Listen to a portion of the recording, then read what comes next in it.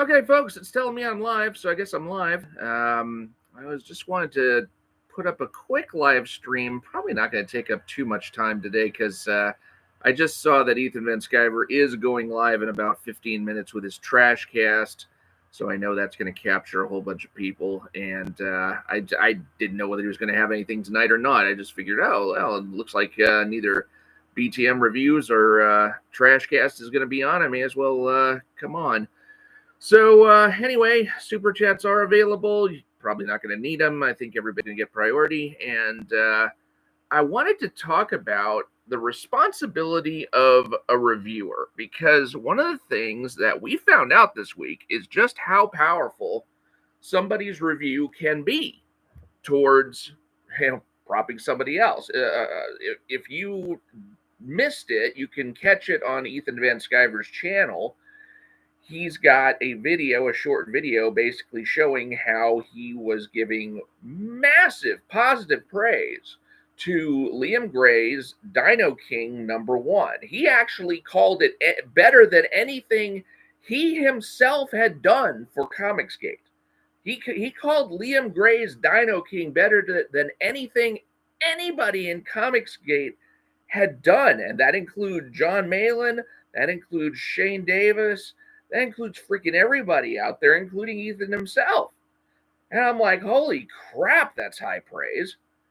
With praise that high, I gotta see what the fuss is about. So I went ahead and I plunked down. It's like $40 with shipping, but hey, if that's something that Ethan is going to give praise to that high, I have to see what it is that he is raving about so highly that he would even put it above his own stuff.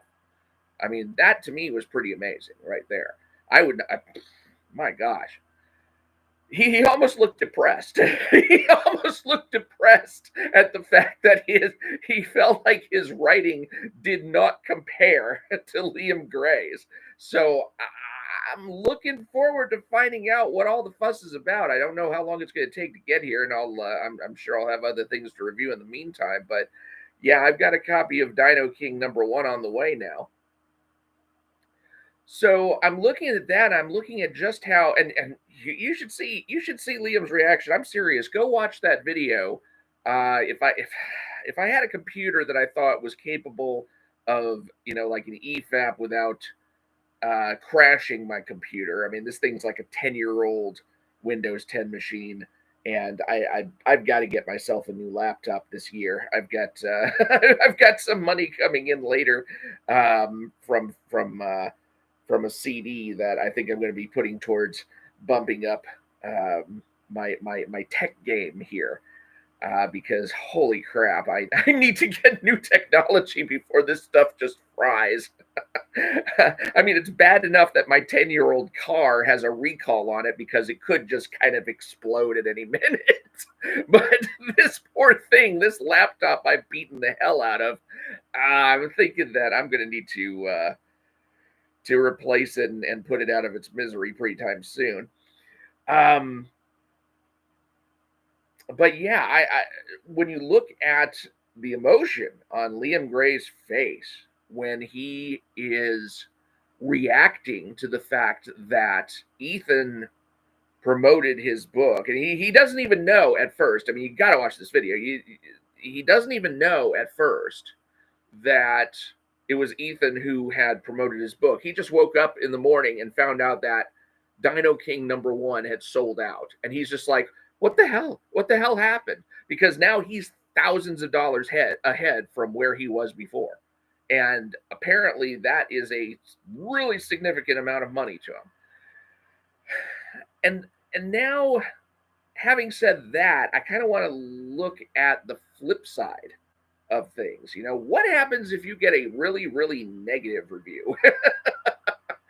And, I can't say that my reviews have any reach. I don't know how many people are actually watching my videos. I mean, I see some of the views, I see some of the live streams numbers, and the numbers don't tally all that high. I've got close to 1,000 subscribers, but, I may get between 100 and 200 views on an average video that's not about Eric July and Rippaverse. Oh gosh.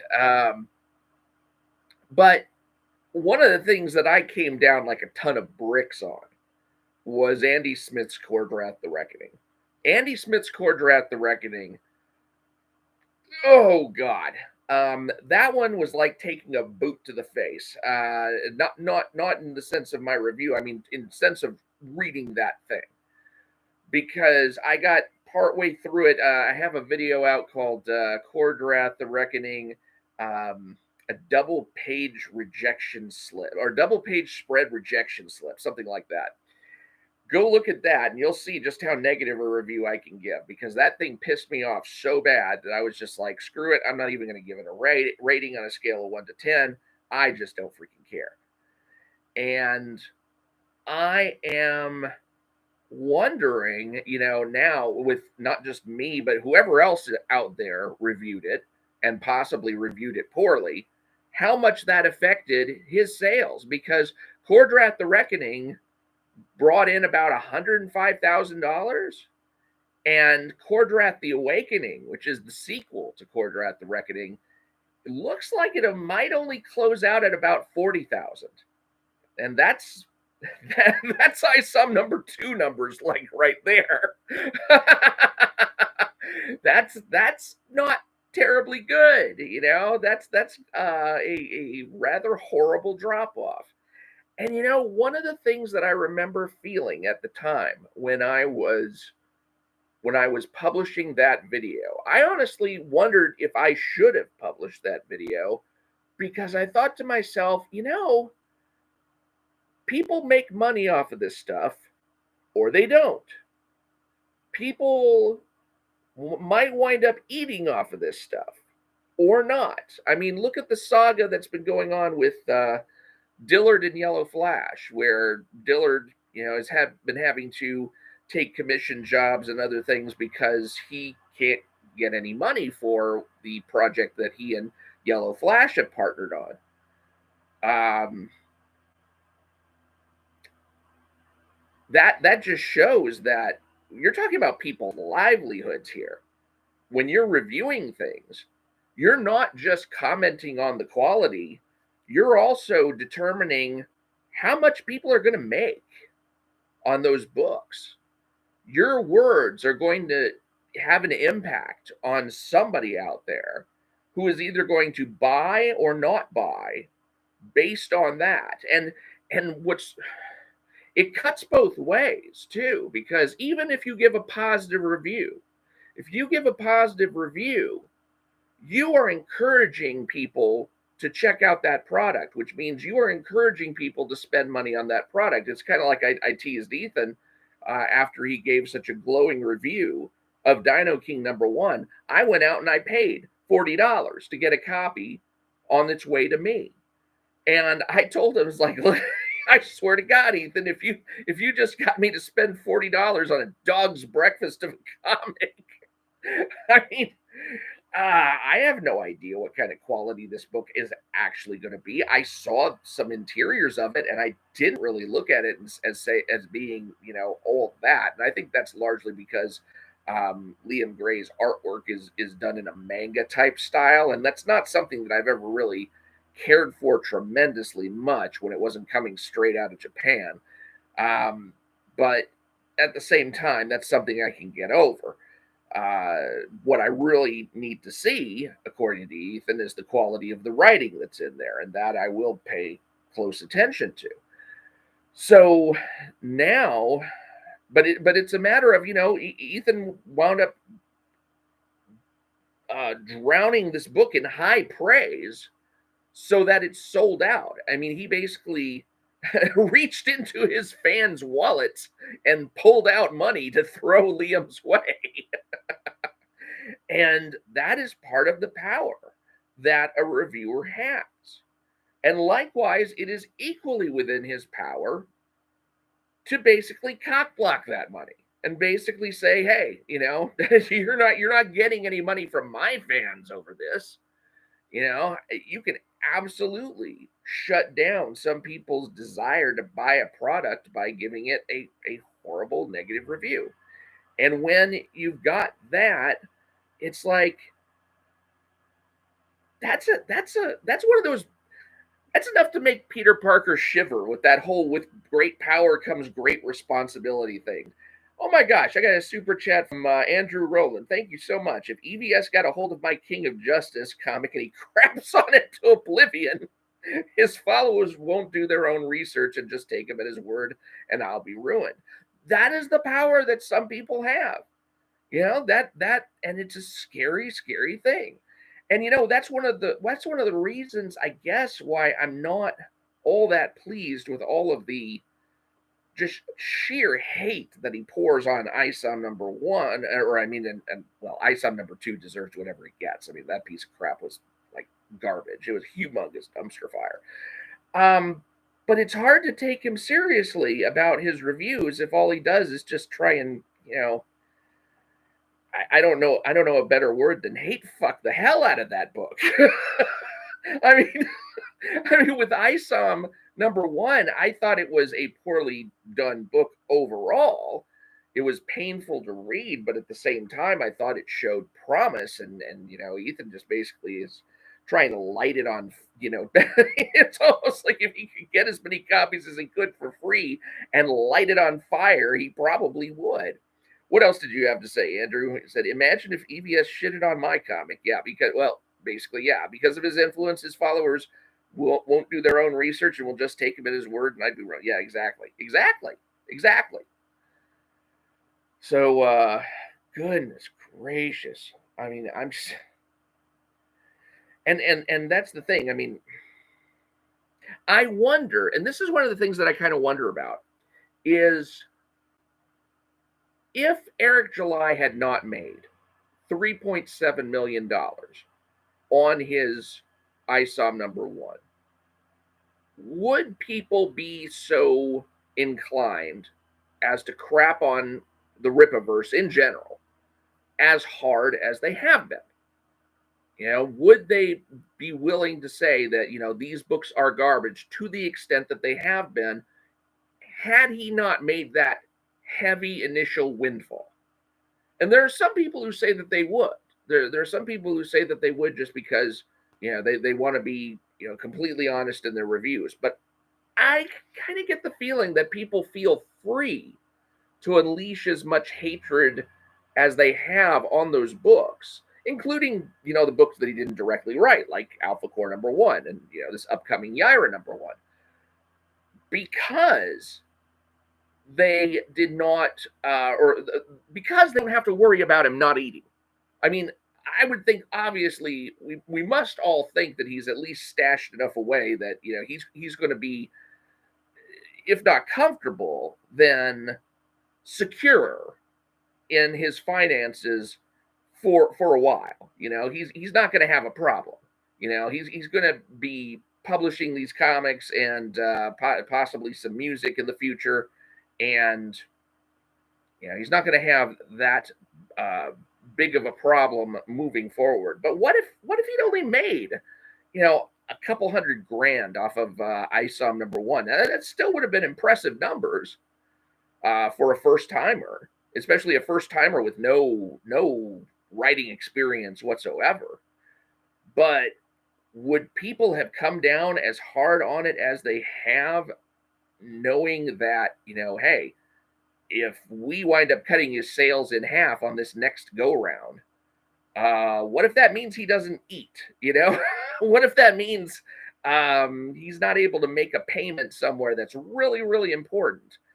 Those are the kinds of things that start to worry me now, because having given such a negative review out as I have against somebody who is not making anywhere near Rippaverse numbers, and realizing that this person's livelihood could depend on whether or not this next book of his stands or falls.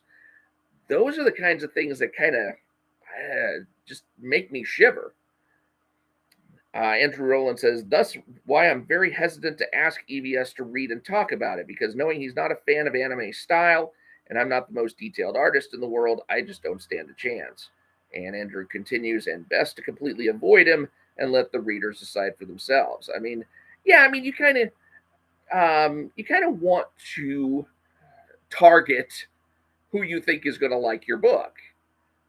But that's, God, that's kind of one of the things that makes me wary of the recommendations of just about anybody.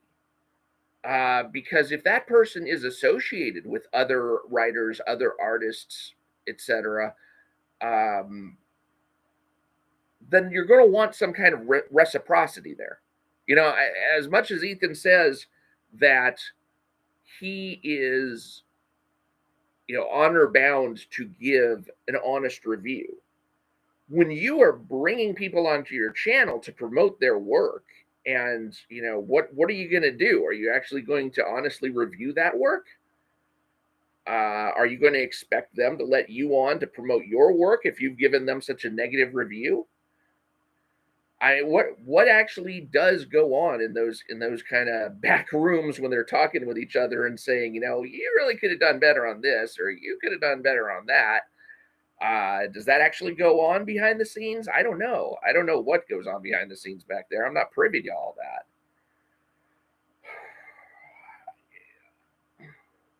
I guess that's why it's better to follow the independent reviewers than the people who are actually publishing their own material. Because at the end of the day, the people who are publishing their own material, you know, they want to stay in the good graces of those people who have the ability to say yay or nay to their stuff. And that my live stream count just cut in half. So I think Ethan Van Sciver's live stream has probably started at this point. But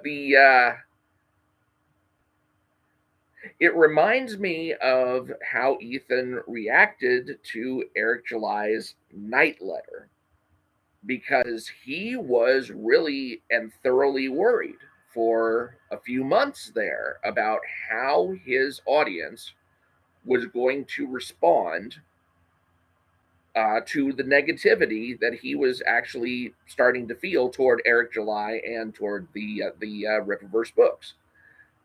And you know, eventually things came to a head to the point now he's just basically going all guns blazing and bashing Eric July left and right and profiting from it like nobody's business. But at the same time, is that authentic as well, or is that just beefed up for you know? It's almost like pro wrestling. God. Let's see. Andrew says, who cares about Ethan? A real honest reviewer like you, Mike, is where it's at. Well, I hope so. Thank you for the praise. But I'm looking at it as it's almost becoming a pro wrestling type thing where you got the heels and you got the heroes and that's not the way it should work. You know, I wish there was a way to go back in time to the point before all of this enmity between Comicsgate and the Rippaverse started, and figure out a way that things could have been negotiated through smoother than that. I don't know.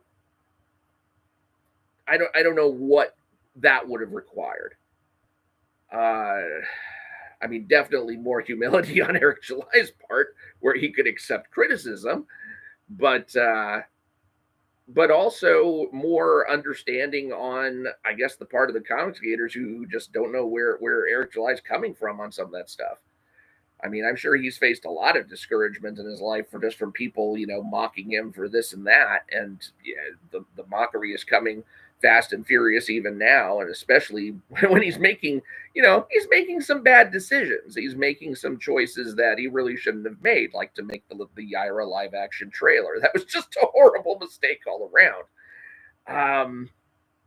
And there's other mistakes that I see him making that, and one of them I think I'll cover in another live stream, not this one, but it has to do with the universe effect. You know, the fact of coming out with a universe is different than just coming out with a single comic, and there are ways that, you know, you can do cross promotion within a universe that you can't do when you've got just individual titles. And I don't know that he's making the best of that effect, even though, he's only 3-4 books in, so what can you really expect from him? But I think I'll do another live stream on that at some point, because I'd like to talk about some of the universes that I've delved into in the past and what the universe effect how that has affected my buying. So anyway, I think Ethan's show has started, and if he's been playing one of those upfront trailers, it's probably done by now. So I'm going to go ahead and clock off. I just want to just kind of explore that whole topic of what are a reviewer's responsibilities. I mean, in my case, and Andrew Owen says, uh, uh, it basically is, that's all of YouTube live stream. I'm not sure what you're referring to there. Just the whole drama, the drama going back and forth. But I'm honestly tired of this Eric July derangement syndrome. He lives in these people's heads rent free. So who's really winning here? Well, in a way, they both are. Because Eric July is getting publicity from it, and Ethan's getting super chats from it. So, and by the way, thank you very much again for that super chat. Yeah,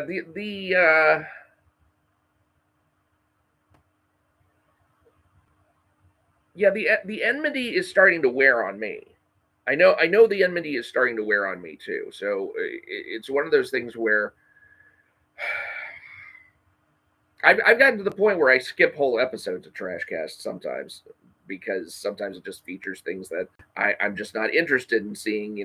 One of Eric's videos get kicked in the teeth over and over again. It's just been there, done that. Now let's move on and see about publishing the next comic. And that's what I'd like to see from Rippaverse as well. Though I don't really follow anything of Eric July's anymore, aside from just the Rippaverse channel. Andrew Rowland, I would love to join the stream a little bit if I can promote my comic and website. Well, I don't know if my computer can handle this kind of stuff. That's the thing. And I don't even have a back room like BTM Reviews does, where he passes that stuff out. But yours is King of Justice, if I'm not mistaken. Is that that's the title of yours? And by all means, feel free to put if you're allowed. I don't know why you wouldn't be, because I haven't put up any strictures, but feel free to go ahead and put a link to your book on the video description of this live stream once it gets done with all its processing. King of Justice #1. Yeah, that's what I thought. Yeah, I tried getting on StreamYard, and for some reason it wanted to link up StreamYard with my YouTube channel, which I didn't really want to do just yet, because I don't know, I'm kind of a privacy freak. In fact, there was somebody who was trying to send me something on Google Docs just today, and I said, yeah, well, I don't want to share out my Gmail email address. So how about I just send you a Dropbox link for instead, using one of my other things. So yeah, I'll get into the swing of things eventually. I mean, I know it's kind of funny when any of us are even concerned about privacy anymore, considering that people angry with me have already sent me pictures of my own house, as if to say, we can find you at any time. It's like, well, I ain't exactly hiding, but there's no expectation on the of privacy on the internet anymore. I mean, just being on the internet, it's like anybody can try and find anything of yours. I mean, oh, okay. Well, I'm going to go ahead and cut this short. Thank you, everybody who has been watching, and thank you again, Andrew, for the super chat. And yeah, feel free to post a link to your King of Justice #1 under the video. In the comments section of the live stream once it gets done processing on YouTube, and I will talk to y'all later, and join us over at the Ethan Van Sciver Trashcast. Yeah, all right. See y'all.